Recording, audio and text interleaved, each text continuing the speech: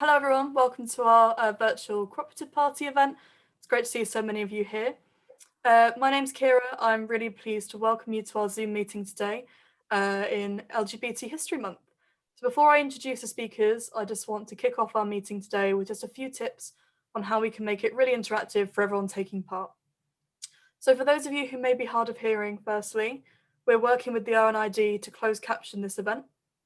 If you want to view this captioning, you need to enable it yourself by pressing the CC icon on the bottom of the Tools panel on your phone or computer. So the button at the bottom of your computer may say More, and then click Show Subtitle, and hopefully you should be able to see those. This Zoom call is also being recorded. Many of our members can't access it live, so we want to make it accessible to view on our Co-op Party YouTube channel. So if you don't want your image to be seen, just remove yourself from the video and go to audio only. So you've all been muted to make the content of this call a bit clearer so we can prevent interruptions and any background noise. And following this presentation, we'll be holding a Q&A event. So post your question in the chat box, which is being monitored by my colleague Chantal.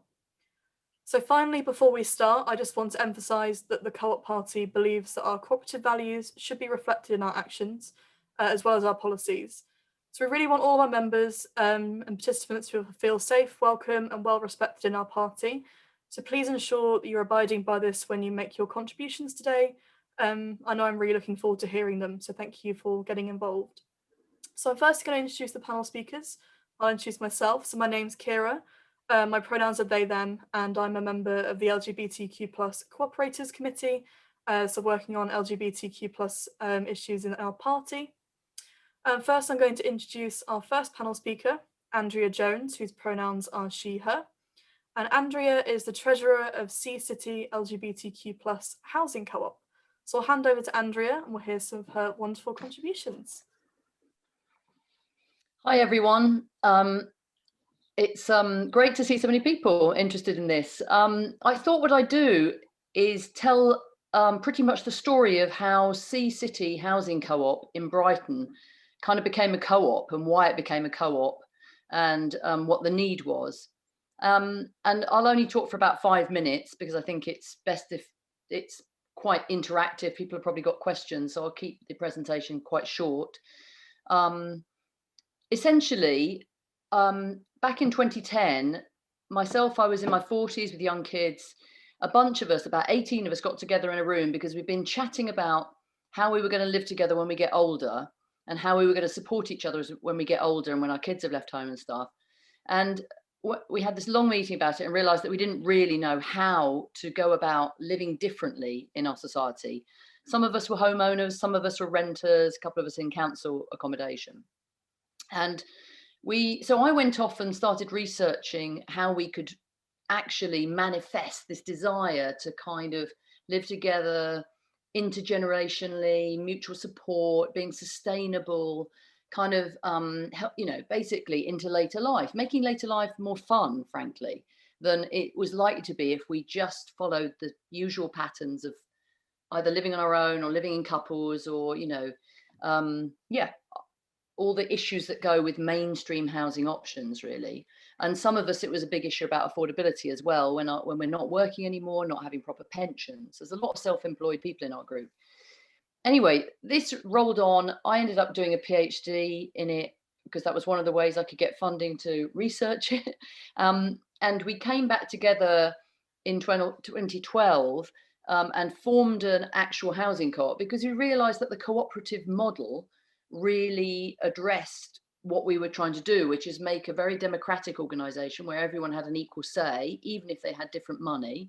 And that seemed to work. We were starting to read about something called co-housing. I don't know if any of you know about co-housing, which was basically a notion of us all living together but having our own front doors. But really living in a supportive community where we shared the same site and we had common house and a shared tool shed and stuff like that, and shared washing machines and stuff like that. In a city like Brighton and Hove, and Helen, my fellow member Helen Dixon, will talk more about Brighton and Hove and housing need in here. It just proved impossible to ever get co-housing off the ground. The property market is wildly inflated, and there's never an opportunity for a group like ours that without lots of capital to buy a piece of land big enough to develop a co-housing community or build a co-housing community. And even though the council have been very supportive of community-led housing in the city, it just was never going to happen. So we spent years exploring co-housing and realized that wasn't going to happen. So we shifted to a strategy where we buy existing houses, which is of course also expensive and has been difficult to raise enough money to buy our first home and rent it out at affordable rents. But we're hoping to do that this year. So essentially what happened in our group is this story of having this nice idea of a co-housing dream and then really kind of realizing the realities of being in the southeast of England and the development challenges of that. And now what we are is a much smaller group. I mean, originally we started as a very mixed group, mixed gay, straight, mixed black, white, mixed men, women, all sorts of stuff. And we've ended up actually as a strong LGBTQ plus group. And I think that's interesting because it says something about the identity of the group and the needs of the group, this common desire that LGBTQ plus people in our group have to be around each other and support each other in older age, that they specifically want that kind of support shared with other LGBTQ folk. And some of the more, the heterosexual folk that were in the group tended to float off and do other things. That just is how it happened. So what we've ended up with is a co-op that's been going a long time without a property, which we hope to get this year. And a changeover in members over the years as well. But we've sort of nestled it in to a project that's called the Queer Square Mile Project, which is basically identifying an area of the city of Brighton and Hove, in Hove, where the co-op house will be based, and other people who don't want to live in the co-op house, who own their own flats or whatever, will also try and live in the same area. So we're building not only a cooperative shared house, but also a community, a neighborhood really, where there's a lot of queer folk who are intentionally kind of cooperating with each other and doing things like sharing allotments and sharing cars and things like that.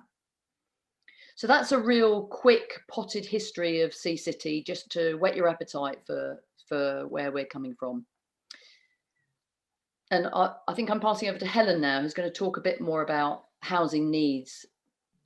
Yeah, well, I'd like to introduce myself a little bit first, because I have actually written some notes here, so I'm going to use my glasses. But just to introduce myself a bit too, because I've got a kind of strange and quite varied history with cooperatives, and I'm new to Sea City right now, but actually, well, I'm a queer feminist writer, I'm an activist, I'm a facilitator, and more recently an academic, but I've also had a history of as someone who's moved around a lot in their lives. And I worked in Canada for a while in co-op radio.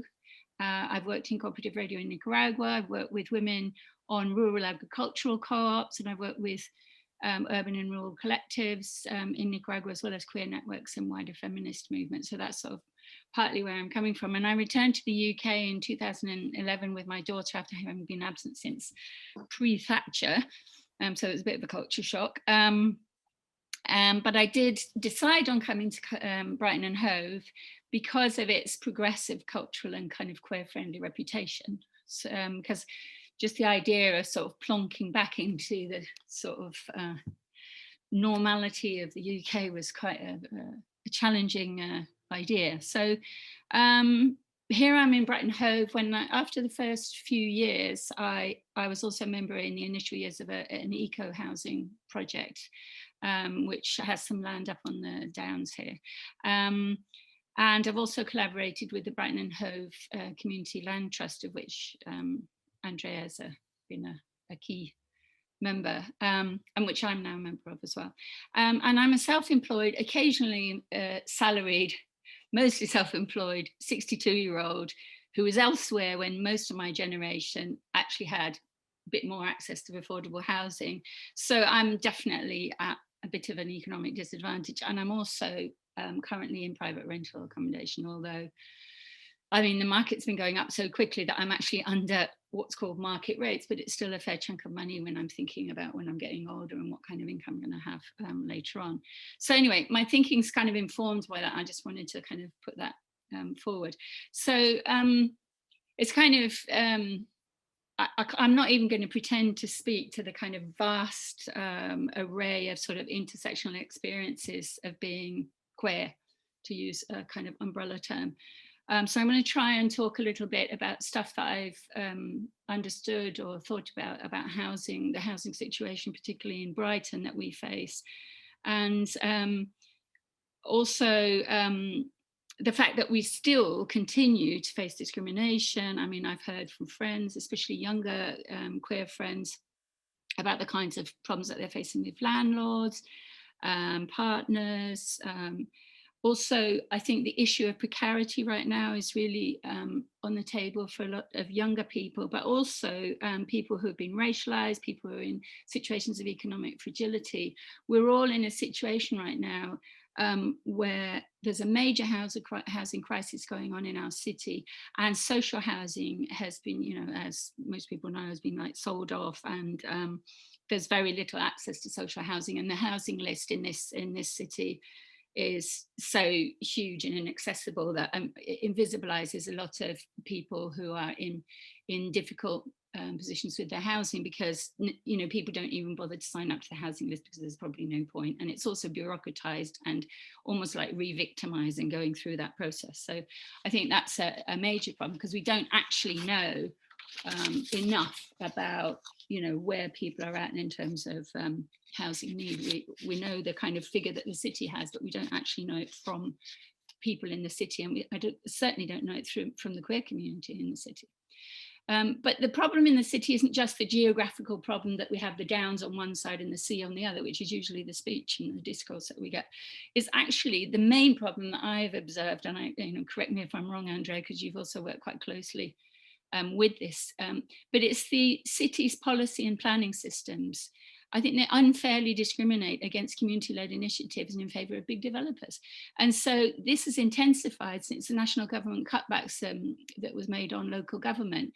And it's pushed local government into thinking about publicly owned land as an asset and a commodity, and not for the good of the community. And so to make matters worse, there's also a raft of empty buildings, especially in the centre of the city, which are being left to basically become derelict. So, and the local government basically seems to be giving a blind eye to that, because some of that stuff's been there since I came in 2011.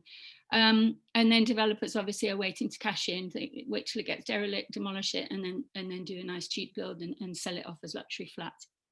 And that's basically the situation we're in. So I'll talk about luxury development in a sec, but the other problem that we have is there's a lack of rent controls from national government, and the definition of affordable housing is based on market rates rather than median incomes. So we're offered no viable alternatives, and we're getting pushed out of cities like Brighton and Hove. The rents here are constantly rising, and what we're seeing is luxury development for people buying second homes or rental properties that they can rent out, really, you know, as a you know, a way of life, practically as a massive livelihood. Because an example of this is there's this beautiful, huge building on the seafront, which did belong to the city council, which was sold off to a private developer, and there was room in there to house like hundreds of people. And these flats are being sold off, I found out the other day talking to someone, for the price of, for at least up to £750,000 per flat with a sea view. So that's the kind of situation we're facing. It's a form of gentrification and second homes, and profiteering from high rents. And so obviously people who are already at the margins in terms of housing and their economic situation, as a lot of queer people are in the city, because the city has got a reputation of being kind of a haven, especially for young people who are, you know, finding their way out of whatever community or family they're in, and finding a kind of space where they know there's queer community. So that makes them particularly vulnerable to profiteering landlords, you know, and also because they're suffering from economic precarity, a lot of people. What that means then is that the more that this kind of luxury development happens, the more people are squeezed into smaller and smaller spaces within the city. Like I live in an area where if you look at the houses, you think, wow, Regency, beautiful Regency houses. But actually within them, there are these tiny, tiny spaces and they're getting smaller. And then there's like a corridor with a shared bathroom. And these are going for like 600, 700 or more pounds a month, and that's becoming more and more common the more you look at housing, and especially for one person, single people or couples, the more stuff like that you'll start to see. So the people that own these properties are maximizing their profit from them, and then so that's, yeah, and so that's one choice. And then the other choice is leave Brighton, but then the risk then is you're going to a community that's further out, and you're going away from your community, and you're going into a place where you may well find a lot of sort of white nationalist, intolerant, homophobic, heteronormative people that don't really like difference. And so you are going into another situation of non-safety. So either you're unsafe in the housing conditions that you have in the city, or you're getting pushed out into less safer communities. So that's definitely a major problem.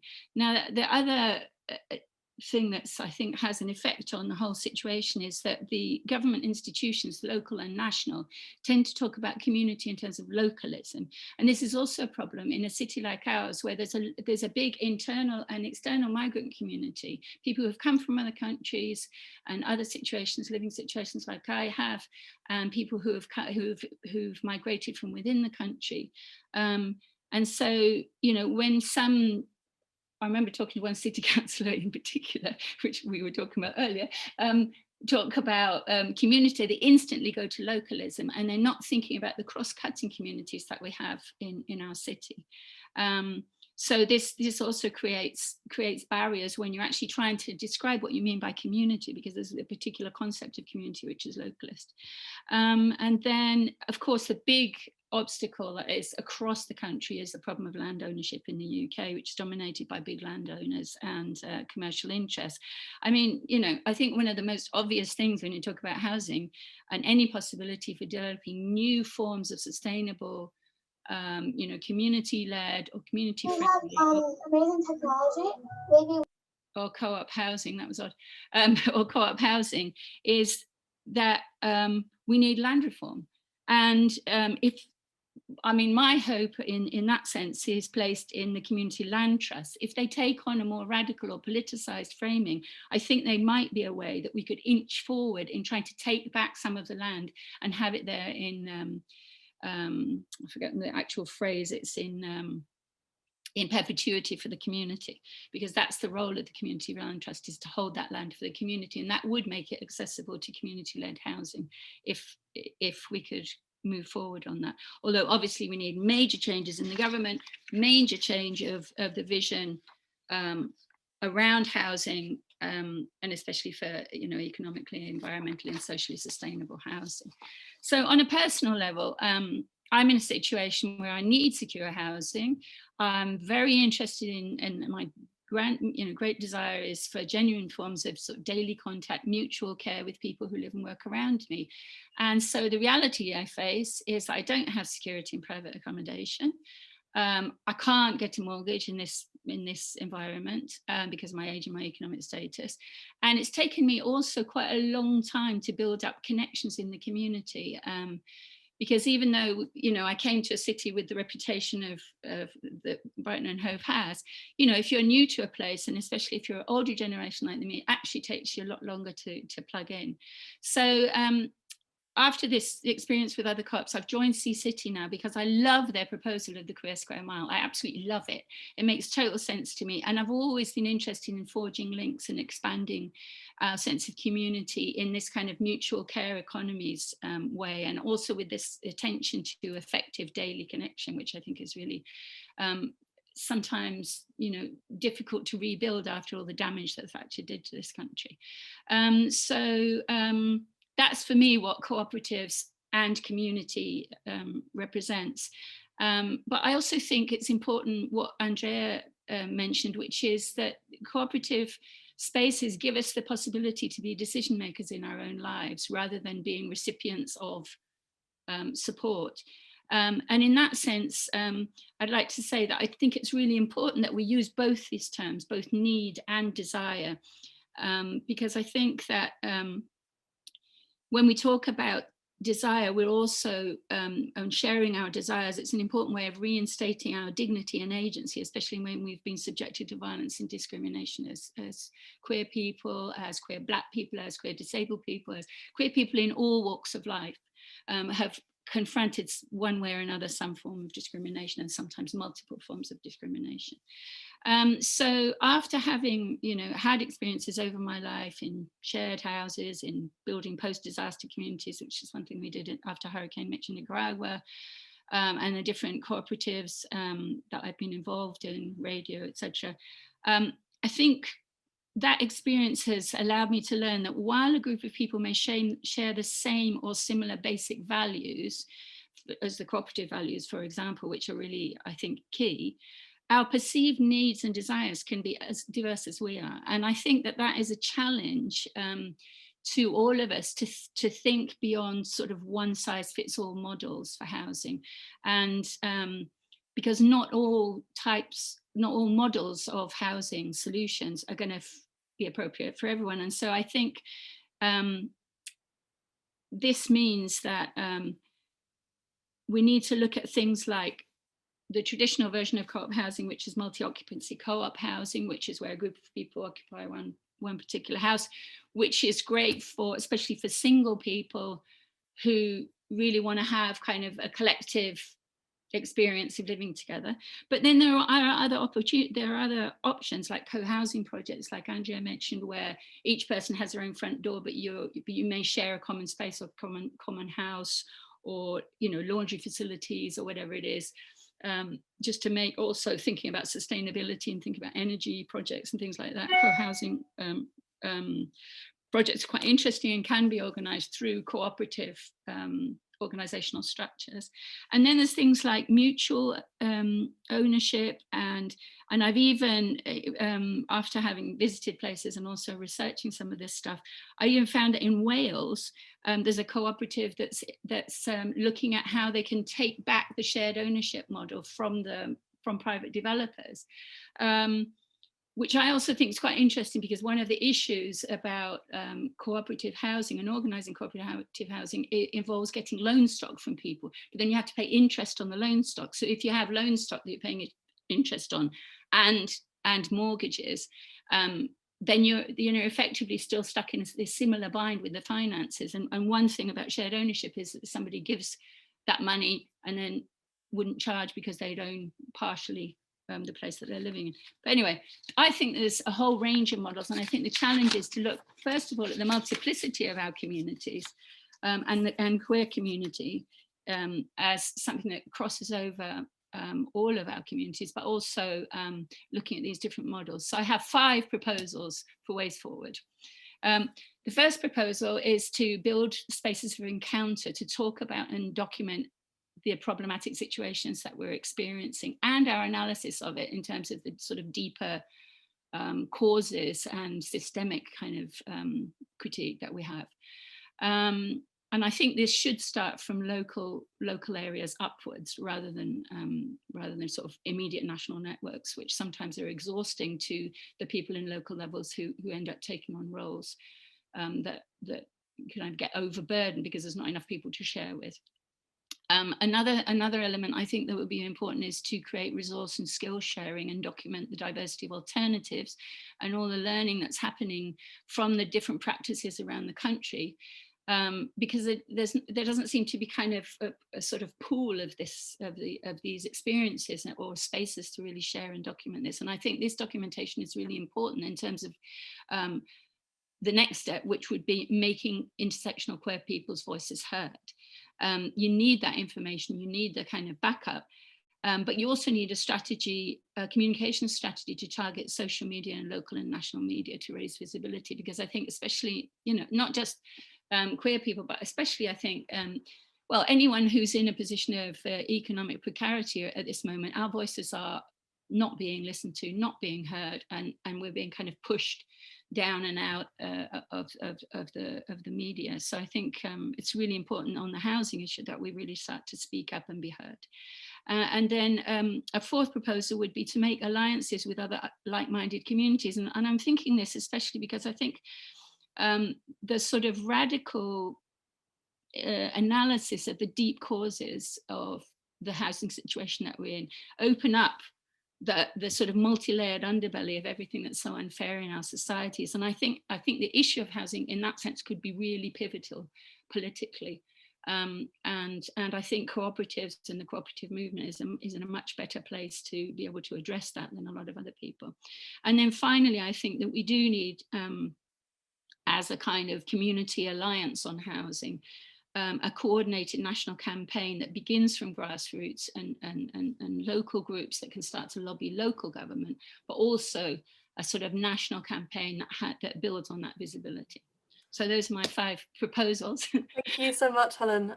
Thank you also for talking comprehensively between the two of you about Brighton, but also some of the issues facing LGBT people and some of the great solutions that the cooperative movement can provide us with. So finally, but by no means least, we have Daniel, whose pronouns are he, him. Daniel is a community outreach coordinator at Tonic Living and will explain a bit to you about the work that they're doing and some of the amazing progress they're making. So hand over to Daniel. Thanks so much. I was going to do a presentation, however, my computer is having a slight moment here, so I'm just gonna read from it. Thanks so much for having me. I appreciate it. So, yeah, a little bit about Tonic Housing. So, we are a community benefit society. We were founded back in 2014, made up of a very, very small core group of staff. So there's myself. We've got our marketing manager, and we're led by our amazing CEO, Anna Keir. And we're stewarded by a board made up of 100% LGBT people, and that board works really, really closely in kind of collaborating with our community panels. So that's a really, really kind of core, crucial group of people who would eventually be our service users. So over 50 individuals, so 50 plus individuals who identify as LGBTQ.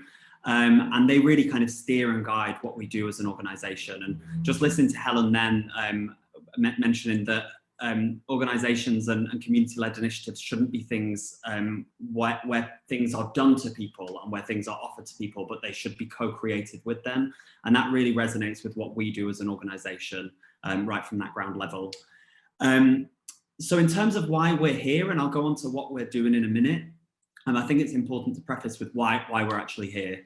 As has been mentioned a couple of times, the sad truth is that LGBT people generally have faced obviously decades of discrimination, and that extends to their access to housing, and they still obviously do to this day.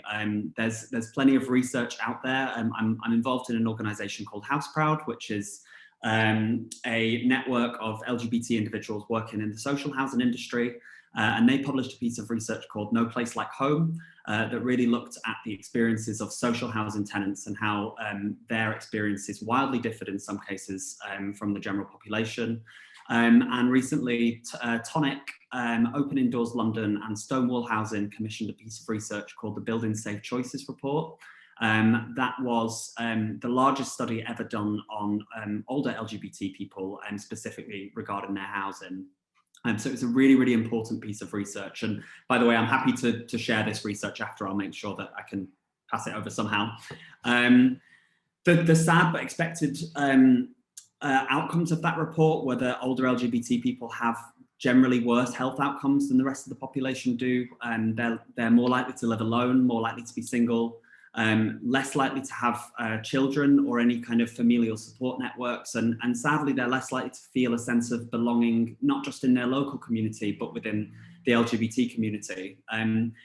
It was a London-based study that was done, and I think anybody who identifies as LGBT and lives in London, like myself, recognises that London is an incredibly vibrant city for LGBT people, but it often can be quite excluding for older LGBT people. And And the key kind of message from that we got from the research was that the majority of older LGBT people feel that as they age, their specific needs aren't taken into account when they enter either care environments, independent living environments, and sadly, up to date, there are currently no providers of LGBT specific retirement housing in the UK. Now, that's not to disparage some of the incredible efforts going on within the community.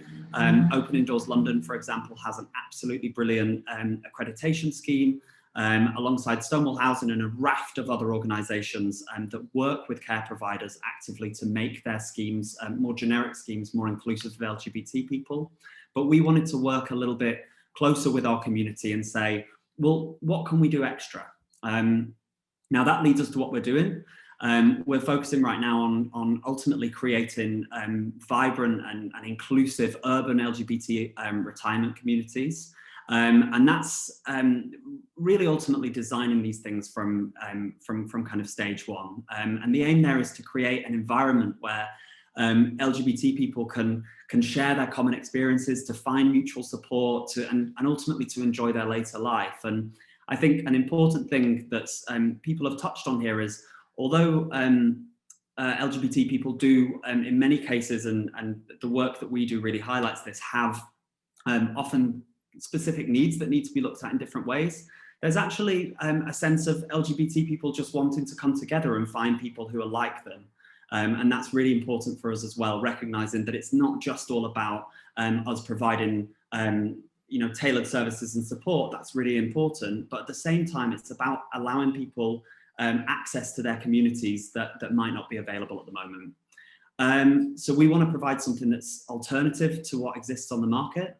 And in addition to that work, which is the kind of main corpus really of what we do, we also provide advocacy and support to other charities and organisations with the aim of kind of boosting them up really as much as we can and supporting them. So one good example is our work with the NHS at the moment, alongside Opening Doors London, to really look at the health inequalities faced by LGBT people when they're accessing GP surgeries, for example, and looking at how we can feed our knowledge into that to ultimately improve the lives of LGBT people more generally as they age, and not just specific to their housing. Where we're at now, we are looking to open hopefully our first retirement community, and that's specifically designed for older LGBT people in London, which is very, very exciting. I would say with regard to that, keep a very keen eye on what we're doing in the coming weeks and months, because there are some incredibly exciting updates coming. The plan is to open a fully operating extra care independent living scheme where residents can move in and not have to worry about their care as they age. And that reflects some of the sad stories that we hear across the industry about people having to, for example, go back into the closet when they enter care environments. And that's really a massive kind of impetus for us to do what we do. We want to create somewhere where there's a continuous calendar of events, where there's specific service. Sorry, I got muted for a second. Can you all hear me again? Yeah. Where there's support available for LGBT people, and where ultimately we can facilitate them interacting and engaging with the wider community in London.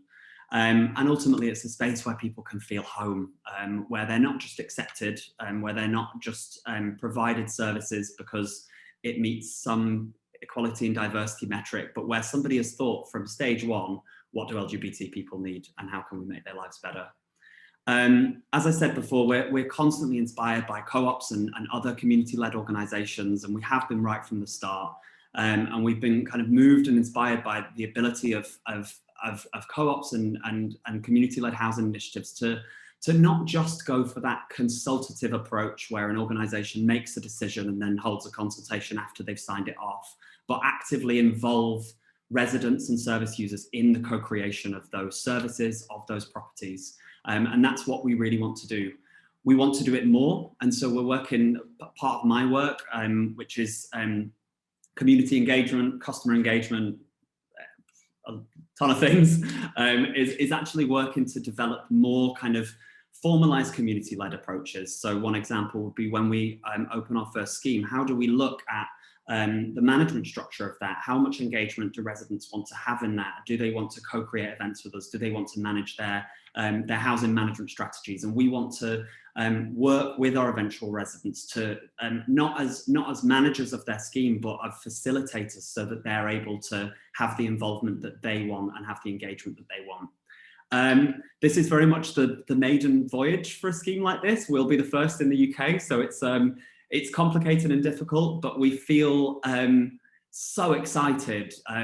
I am so confident, because for every idea that I have, I speak to our community panel and they tear it up and make it new again. And I'm just constantly every day amazed by the amazing kind of work that we do with our community. And finally, I mean, in terms of, I think one of the things that I would ask you to do is, as I said, we've got some really, really exciting updates coming. So I would highly recommend you pop on our website and sign up as a friend of Tonic. We've named it. There's also the opportunity to donate. I'm sure everybody knows that organisations like ours, other cooperatives and community-led housing organisations really rely on that support and help. So that's something we really appreciate. We're accepting, we're always looking to work with new volunteers who want to work with us and get involved. But ultimately, the big thing for us is to share who we are with older LGBT people who you know. If we're not accessing these communities who really need our support, and if we're not getting their kind of feed-in right from the start, then why are we doing this? We're kind of just shouting into the void. So I would say that's specific to Tonic. In terms of what can be done more generally, I would say it's recognising the need for LGBT-specific housing. This is something that has only just appeared on recent kind of political agendas. We were really thrilled to see the other day that the Green Party has released a kind of manifesto for LGBT housing, as well as documents like the London LGBTIQA+ Housing Manifesto, which really put these kind of initiatives, like Tonic, like City on the map. So I would say, keep pushing for that, keep pushing for these things politically, and support organisations that aren't just Tonic. Support Sea City, because these community-led organisations are only made. They are absolutely nothing without the community being involved. Otherwise, it's just a couple of people. It's just a community working on many different things. And so I say, get involved and jump into these projects, because that's really important. So I'll be quiet now. Thank you so much. Appreciate it, everyone. Thank you so much, Daniel. And so after this, we'll also be circulating a presentation as well as some of the research that you referenced to attendees to make sure that we're really up to date on what Tonic's doing. I think you're absolutely right with what you closed off with there, like some of the real solutions to the issues that LGBTQ+ people face in housing really are centered in the heart of our communities, and together we can sort of overcome some of the barriers where often legislation fails us. And that's, I think, really what the cooperative movement's about, supporting each other, and that can really help strengthen our community for LGBTQ+ people. So we're going to move on to some questions now. We've had some in the chat. Keep sending them in. We'll sort of roll through them because some of them are directed to individual speakers as well. So firstly, from Emily Taylor, we have one to you, Andrea. So thanks to the speakers. I think Andrea mentioned that at least one house had been bought. Where did the money come from, or what kind of sources? Yeah, we haven't actually bought it yet. It's been a long journey. We were planning to buy last year, but COVID paid to our very elaborate community engagement plans over the spring and summer. But we have got a really clear plan for how to raise the money.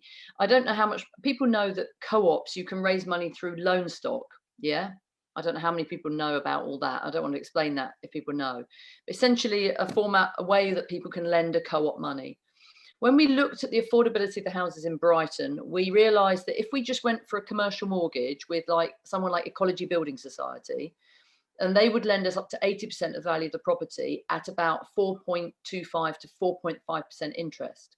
That's the lowest rate we're going to get. On a 40-year mortgage, which is a really good arrangement because you can stretch the payments out, makes it more affordable. But that would mean we'd have to raise a 20% deposit. And we were really up for doing that. But when we looked at the rents that would result of that, they were still too high. So what we did last year is we were going to try raising all the money for the purchase of the house, which is about £500,000 in Brighton for a 3 to 4 bedroom house. That's how much it costs down here. It's mad money. We basically thought we'd try and raise the whole lot through loan stock at 2%. We thought, well, people can lend us at 2%. They're still getting a much better rate than they would be getting in the bank. And it's a very, I mean, it's not a secure, it's a secure loan in as much as it's contracted and it's kind of government reinforced. It's a legally binding loan. So you agree to get it paid back after 10 or 15 years, something like that. And that was our plan. But of course, we needed to do a lot of community engagement to raise that with the community. So our plan for this year is that we have raised a certain amount of loan stock from our members. And what we're planning to do now is look at our financial strategy, in fact, this weekend, and think about maybe raising only 50% through loan stock and taking 50% through a commercial loan. So we'll be paying 2% on the loan stock, and I think it's gone down to about 4.25 with Ecology Building Society now, with them, and that might make it all stack up better. But that's our strategy. Financial strategy planning is one of the things you go round and round and round every 3 months, over and over again, and it never looks good in Brighton, but it's like trying to do the impossible, and we're really determined to do it this year. And it's also because we're fighting within an economics framework that is so against what we're trying to do, and you've got every obstacle. That's, I think, probably the financial obstacle is one of the major obstacles that we face, really, isn't it? Just trying to make it stack up within, the banking system, basically. And how can you avoid the banking system as much as possible? But it's not easy. Thank you. Also on a similar note with some things you're saying then, we've got a question from Louise Baldock, who says, speaking as someone who lives in the northeast where housing prices are much cheaper, difficulties that sisters in Brighton have faced will not be ours. So she's talking about her 3-bedroom costs 85,000, for instance. So she'd like to explore more about the option for single people living in 3-bed properties to sell up and move in together, sort of like have some shared ownership and some shared facilities, and also to free up some of the houses back into the market. So if anyone has any resources or any advice, that would be great. If there aren't any, then I would like to work on it together. So that one's from Louise. Anyone has anything like to add to that? I'll stick something in the chat about one of the things I learned from my PhD was about looking at the Diggers and Dreamers website, where there's all sorts of multiplicity of different intentional communities. So I'll stick the Diggers and Dreamers web link into the chat to Chantal. Just one idea. Thank you. We also have one from Martin. It makes so much sense for older communities. I think this one might be to you, Daniel, but younger LGBTQ plus people also experience housing challenges. So how can we use that inspiration to design co-living and co-op housing situations for all ages? I think that's a really good point. I mean, we're obviously a kind of specific issue organisation. I think in London you've got oh god, I forget how many it was. We're into the hundreds of thousands of older LGBT people just in London who are over 55. So we've certainly got our hands full with what we're doing. But I would say, and this links with what everyone said really, is it's actually just mobilising the community to pull together initiatives to achieve that. I think Helen mentioned the Community Land Trust Initiative, and I think that's it's something that in recent years is there's a lot of work to go, but there's a lot that local authorities are doing at the moment. It was only today that I heard Hackney, for example, Hackney Council would offer to pay 30% of construction costs for the Community Land Trust that they choose to support. Now, to my knowledge, there's not been an applicant for that. So there's going to have to be a huge amount of there's a huge amount of work to be done, but that by no means, 30% off construction costs by no means represents a completed project nor a way to it, but it certainly shows me that there are options around there. But I think for LGBT people, one of the wonderful things that we have is a kind of mobilized community. That's something that I find I've been involved in many community initiatives. One of them was the London LGBTQ plus Community Centre project. Now, I remember when that launched, and I was at the first meeting. There were 7 people at the first meeting, And the second meeting, there was about 45 people. At the third meeting, there was 90 people. And then 3 weeks later, they raised £107,000 with an organisation that had been around for a month.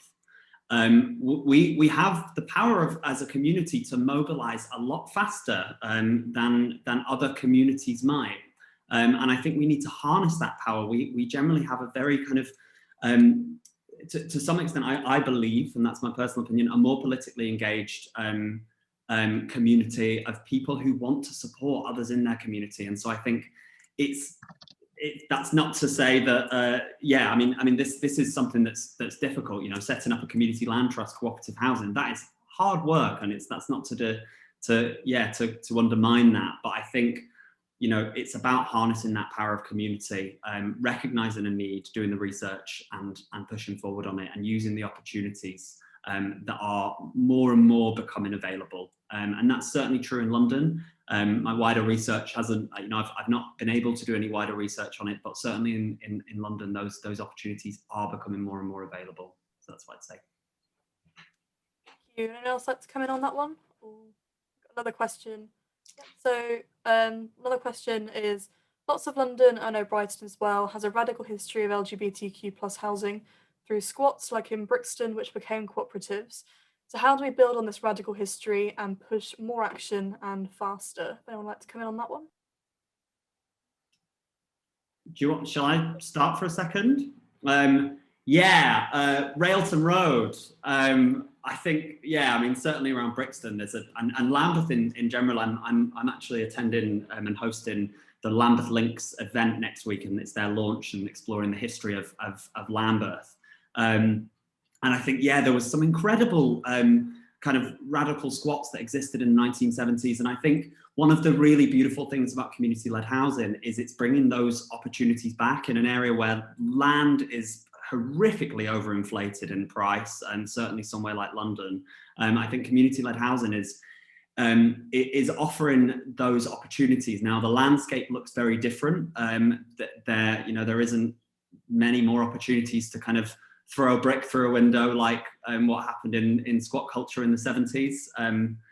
But I think with the introduction of community-led housing and actually with some of the support available, I think it's becoming more possible to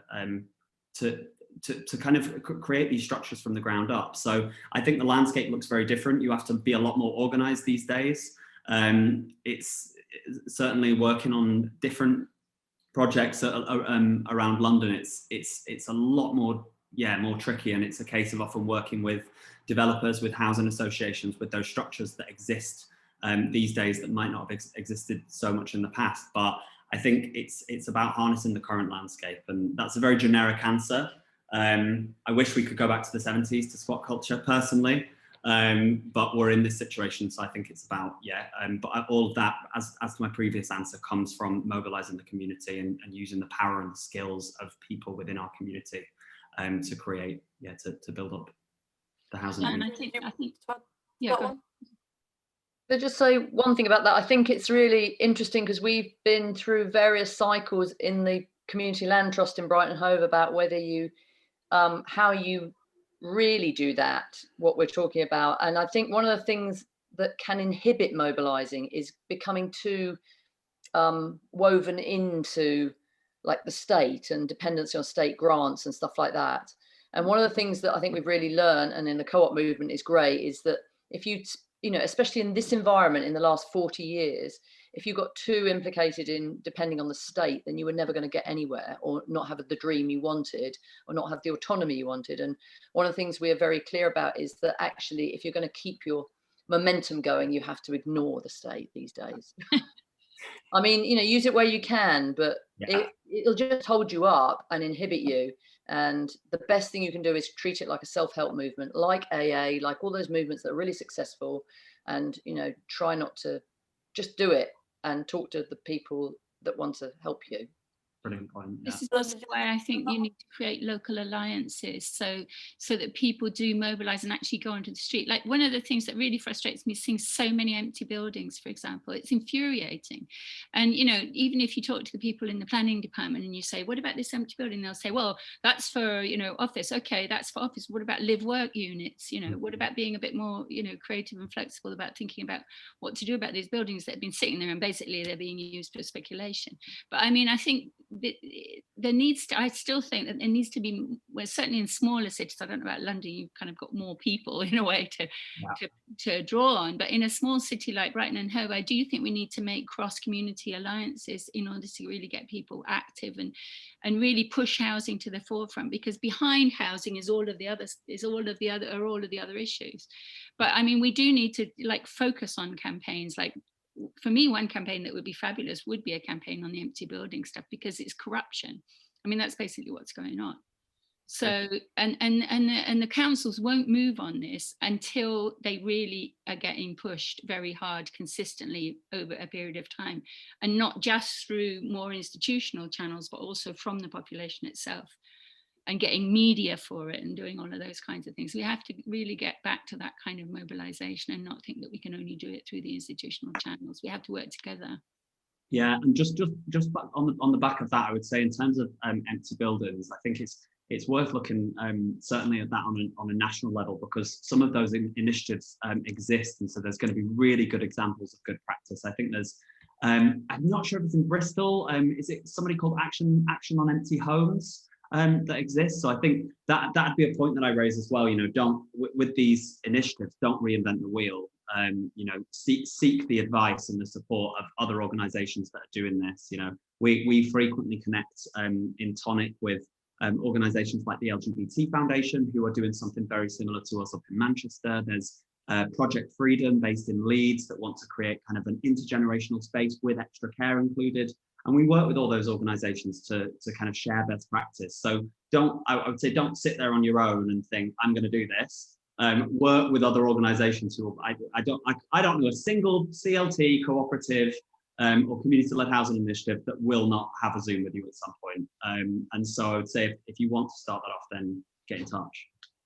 Totally agree with that. And also that's part of the reason why the first thing that I put on that list of ways forward was to have some kind of encounters, like regular encounters, because it's really there where you have, you know, you inspire each other, you exchange information, you find out who's out there, which you don't, you know, I mean, okay, you could kind of research it online, but it's not the same as a kind of, well, obviously we can't do it in person right now, but hopefully as soon as this is at least somewhat over, we'll be able to get back to having encounters like that. But even so, even if it's on Zoom, you know, in the future, I just think it's so important to have those gathering spaces to be able to share and get to know what's out there and who's out there and what, you know, because it's a hell of a lot of people doing different things in different places in the country, but you don't always find out about it that easily. And a gathering like that feels to me, at least in my experience with feminism, for example, or you know, or queer communities and networks in Central America, getting together and sharing thinking that's come out of those practical experiences makes a massive difference, and you go away from that just absolutely enriched and ready to, and not just that, just like effectively and energetically ready to keep, you know, it keeps you going, it keeps you fired up, and it keeps your energy going, because you feel like you are a part of a movement because you've been plugged in and talking to people, and they get that inspiration. So I think we've got time for one more question. So looking specifically at intersectionality, for example, BAME members of the LGBTQ community, do we know of any specific projects aimed at those communities within the LGBT community? So, for example, communities experience a lot of racism, and could co-housing and co-op models help here too? Anyone has any examples? Yeah, Andrea?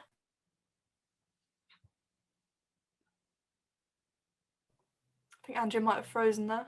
Yeah, I've got. Yeah. I can't remember that. Yeah, we can hear you now. That's okay. I'm just going to look for something and then I'll come back to you. Yeah, that's okay. Anyone else like to come in on that one? I've got a couple of London examples. So there's an amazing collective of Black queer people, and it's more of an art collective called Babes with a Z in London. And I know they're looking at many different issues, and I believe one of them was housing, but the one that I really wanted to mention was Blackout, which is a charity run by an incredible guy called Rob Barkley. And Blackout supports Black queer men specifically, mostly in South London.